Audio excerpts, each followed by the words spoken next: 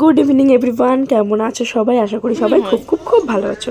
আজকে হচ্ছে শনিবার আর এখন বাজে সন্ধ্যে 6:30টার মতো। এত কিছুর তোড়জোড় কিসের? হ্যাঁ, কালকে আমরা যাব ইকো পার্ক। অনেক দিন আগেই প্ল্যান করে রেখেছিলাম সবাই মিলে ইকো পার্ক যাবো ঘুরতে।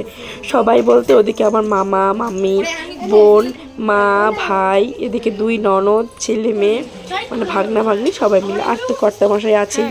তার জন্য এদিকে আমি বানিয়ে নিচ্ছিলাম কড়াইশুঁটির কচুরি আর চিকেন। আর ওদিকে আমার মামা তো বোন বানাচ্ছে ফ্রাইড রাইস আর মাংস। এতেই এনাফ, একটু বেশি করেই বানিয়ে নিয়েছিলাম যাতে 13 জনের মোটামুটি হয়ে যায়। আর এদিকে সন্ধ্যাবেলা আমার 2 ননদিনই এসে হাজির হয়েছিল, তাই হাতে হাতে করে দেওয়াতে খুব তাড়াতাড়ি সব কিছু সম্পন্ন হলো। এদিকে আমি পুরগুলো ভরে দিচ্ছিলাম, বেলে দিচ্ছিলাম, আর এদিকে আমার বড় ননদিনই ভেজে ফেলছিল কচুরিগুলো। আর মাংসটা ম্যারিনেট করেই রাখা আছে, ফটাফট কষালেই হয়ে যাবে। এগুলো সেরে উঠতে উঠতে আমাদের 12:30 বেজে গেছিলো। তারপর সকাল সকাল ঘুম থেকে উঠে রেডি হয়ে বেরিয়ে পড়লাম। আমরা তো জানতামই না যে 12টার আগে ইকো পার্ক খোলে না। আমরা তো সকাল সকাল রেডি হয়ে বেরিয়ে পড়েছি। আর এই যে দুর্গানগর থেকে আমরা বাসে উঠবো বলে এখানে দাঁড়িয়েছি। আর এই যে ম্যাডাম লিপস্টিক পরে আসেননি বাড়ি থেকে, ম্যাচিং করে পরবো যে, ওই জন্য এখানে বসে বসে পরে নিল। আর এই যে আমার বড় ননদিনী আর আমি বসে বসে এখানে একটু চিন্তা করছিলাম, কি জানি কি চিন্তা করছিলাম ভুলে গেছি। আর ওদিকে একটা ঘটনা ঘটে গেছে, জানো তো কি? আমরা যে খাবারের ব্যাগটা রেডি করেছিলাম সেটা আমরা প্ল্যাটফর্মে ফেলে এসেছি। কর্তামশাই দুটো স্টপেজ পরে এসে নেমে আবার রিটার্ন গিয়েছিল ব্যাগটা আনতে। তারপর দেখো আমরা ইকো পার্কে পৌঁছে গিয়ে দেখলাম হচ্ছে বন্ধ।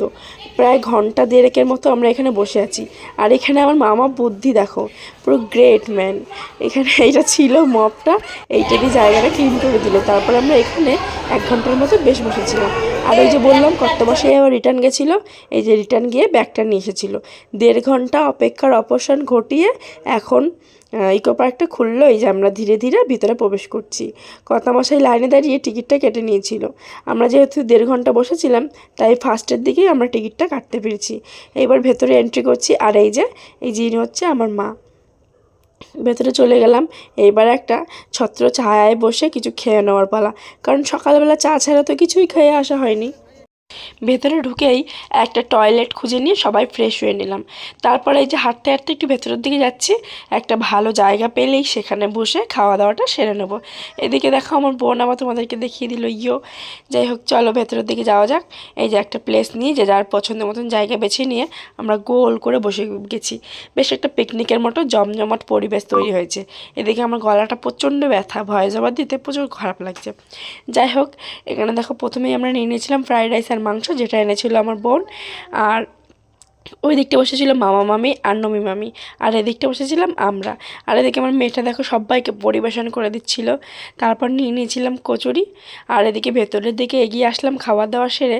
তারপর দেখলাম যে কত মাছ, বেশিরভাগটাই দেখলাম এখানে তেলাপিয়া মাছ। এই দেখো, এখানে প্রায় আমরা 15 মিনিট কাটিয়ে দিয়েছিলাম দাঁড়িয়ে দাঁড়িয়ে। সবাই বাইরে বসে রেস্ট নিচ্ছে। আর আমরা কয়েকজন মিলে 30 টাকা দিয়ে টিকিট কেটে ভেতরে চলে এলাম এখানে ভেতরে তাজমহল দেখতে। ভেতরে তাজমহল এগুলোই ছিল, পিরামিড এগুলোই ছিল। তারপরে এখানে কিছুটা সময় কাটিয়ে কিছু ছবি ভিডিও এগুলো নিয়ে আমরা বেরিয়ে পড়লাম। আর এই যে ম্যাডামকে দেখো চাদর মুড়ি দিয়ে দিয়েছে, ওই যে কালো হয়ে যাবে না ওই জন্য। যাই হোক, আমরা ভেতর দিকে চলে এলাম, এখানে কিছু ছবি টবি তুলে নিলাম। আর ভাইয়ের সাথে বেঁধে গেল আমার ঝামেলা। যাই হোক, তারপর দেখলাম এইখানে এই খোপটার মধ্যে একটা দরজা দেখা যাচ্ছে, ভেতরে ধীরে ধীরে চলে আসলাম। তেমন কিছুই নেই, শুধু এই যে মমিটা দেখা যাচ্ছিল। যাই হোক, এখান থেকে বেরিয়ে চলে এলাম আবার। সকালে 10টা নাগাদ ওয়েদারটা ছিল ভীষণ মেঘলা মেঘলা, এখন আবার উঠেছে প্রচুর রোদ। আর এই যে দেখো তাজমহলটা দেখতে কত সুন্দর লাগছিল। ইকো পার্কটা ঘুরে কারোরই তেমন ভালো লাগেনি, যেমন আমার মার বরের কারোরই ভালো লাগেনি। আমাদের এই ভেতরটাতে ঢুকে একটু মোটামুটি লেগেছিল। তারপর একটু সামনে গিয়ে এসে দেখলাম এটাকে কি বলে জানি না, আমার মনে হয় হাজারদুয়ারি হয়তো। তারপর একটুখানি ছবি টবি এখানে তুলে নিলাম সবাই মিলে, মায়ের সাথে তুললাম, ভাইয়ের সাথে তুললাম। তারপর এখানে দেখো কত সুন্দর ডেকোরেশন করা। তারপর চলে এলাম বাইরে, এখন প্রায় সন্ধে হয়ে গেছে। আর এই যে দেখো মামি পুরো ঘুম লেগে গেছে, এখানে বসে বসে ঘুমোচ্ছে আর সবাই গল্পে ব্যস্ত, কেউ রিলস বানাতে ব্যস্ত। ওই যে ম্যাডাম দেখো এখানে লুকিয়ে লুকিয়ে রিলস বানাচ্ছে। তারপর আবার লজ্জা পেয়ে গেল বললাম বলে। তারপর এখন প্রায় সন্ধে হয়ে গেছে, মামামকে একটু এখানে চড়িয়ে নিচ্ছিলাম, দেখলাম একটা ফাঁকাই আছে। তারপর দেখো আমার অবস্থা কি, জুতোটা পরে বেশ কমফোর্টেবলই ছিলাম, কোনো অসুবিধা নেই। হঠাৎ করে এক পায়ে ভীষণ ব্যথা হতে শুরু করলো, তাই জুতোটা খুলে হাতে নিয়ে নিলাম। এখানে বসেছিলাম ওয়াটার শোটা দেখার জন্য। অনেকক্ষণ ওয়েট করার পরে ওয়াটার শোটা শুরু হয়ে গেল, কিন্তু তেমন ভালো লাগেনি। পুরো ওয়াটার শোটা দেখার জন্য এখানে ভিড় জমে গেছিলো, কিন্তু পুরো বেকার বেকার আমরা বসেছিলাম, একটুও ভালো লাগেনি। তাই এখান থেকে হেঁটে চলে এলাম বাড়ির দিকে। তারপরে ওই আইফেল টাওয়ারটা দেখা বাকি ছিল, ওইটা দেখে বাড়ির জন্য রওনা দিলাম। আবার বাসে উঠলাম, ট্রেনে উঠলাম, বাড়ি চলে এলাম। তারপরে খাওয়া দাওয়া করে শুয়ে পড়লাম। দেখা হচ্ছে পরের ভিডিওতে, বাই।